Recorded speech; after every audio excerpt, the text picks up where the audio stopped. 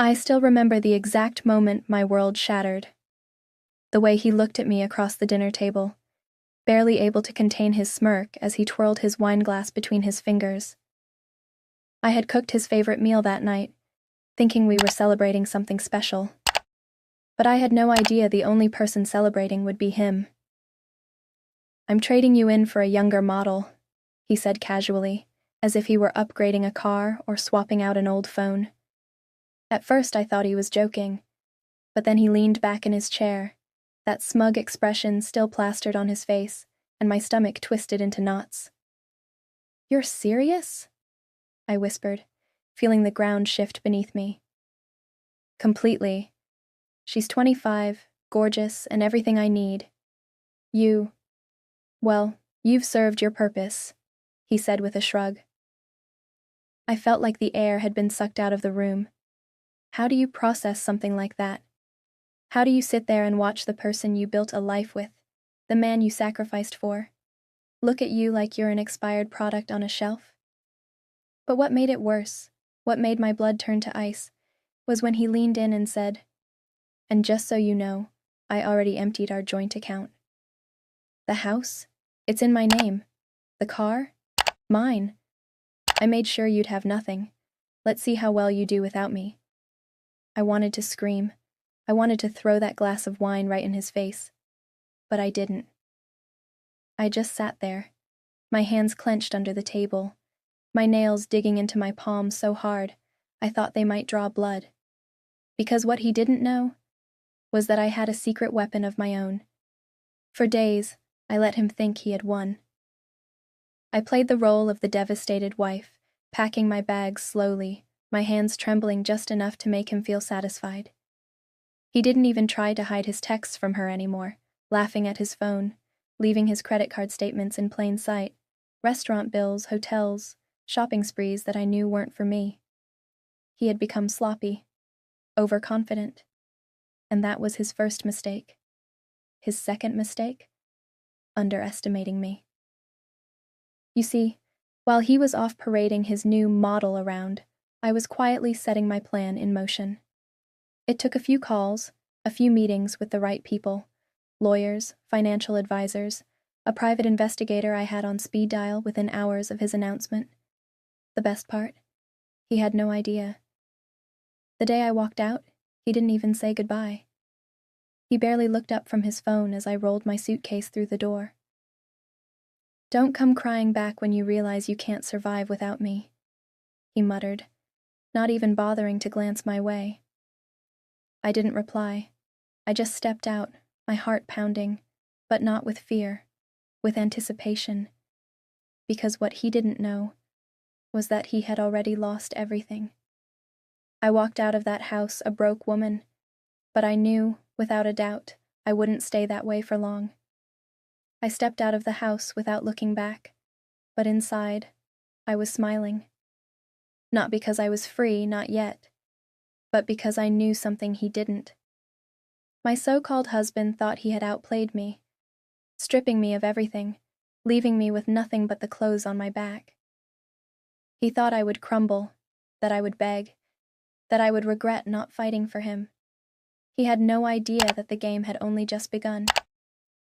For the first few weeks, I let him believe he had won. I let him think I was struggling, barely getting by. Meanwhile, I was working in silence, watching everything unfold exactly as I had planned. What he didn't know was that the house might have been in his name, but the land it sat on. That was a different story. I had bought it years ago, before we were even married, and I never added his name to it. That meant while he could own the house, he was now about to be served an eviction notice for the land it stood on.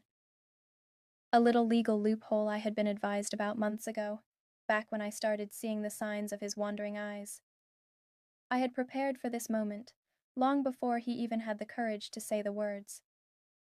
The first time I saw his face when he received the legal notice, I knew the fun was about to begin. He stormed into my apartment, the same one he assumed I could never afford, slamming the papers on the table, his face red with fury. "What the hell is this?" he barked. I took my time sipping my coffee, my fingers scrolling lazily through my phone. "Looks like you're being evicted," I said, finally meeting his eyes. He looked ready to explode. "You can't do this. That's my house." I shrugged, feigning sympathy. "Your house, my land, and legally I can have that land cleared anytime I want. So, unless you plan on living in a tent, you might want to start packing." I could see the exact moment it hit him. The realization that he wasn't the mastermind he thought he was. That I wasn't the weak, naive woman he had underestimated. That, despite all his plans, he was standing in front of me completely powerless. But that was just the beginning. I had done my research, and I knew all about his finances, the money he had siphoned from our accounts, the shady deals, the credit cards he had opened in my name, thinking I'd never find out.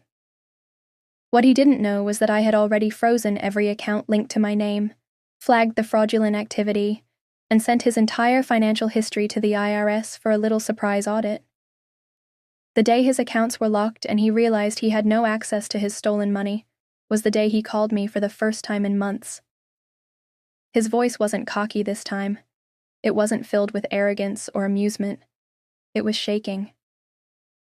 "Listen," he started, trying to keep his composure.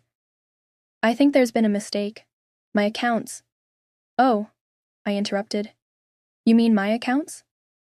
The ones you drained thinking I wouldn't notice?" He went silent. I smiled. "Yeah, about that. You might want to check your mail. I hear the IRS is very interested in talking to you." His curses echoed through the phone, but I had already hung up. By the time I saw him again, he wasn't the same man who had smirked at me over dinner. He wasn't the same man who had sneered when he told me he was trading me in for a younger model. He was a man who had lost everything: his house, his money, his new model, who had left the second she realized his credit cards didn't work anymore. He was broke, desperate, and standing in front of me like a man who had just realized he was never the predator. He had always been the prey. "I made a mistake," he muttered, looking at the floor like a scolded child. "I was an idiot. I didn't mean what I said. Stop." I cut him off, stepping forward. "Let me ask you something. When you told me I was replaceable, that you had found someone better, that you had taken everything and left me with nothing, did you mean it?" His mouth opened, but nothing came out. He had no words left, no excuses, no lies that could fix what he had done. I leaned in, lowering my voice so he would never forget what I said next. "Because I meant everything I did to you." And with that, I walked away. Because the truth was, I never needed revenge. Karma had already handled it for me.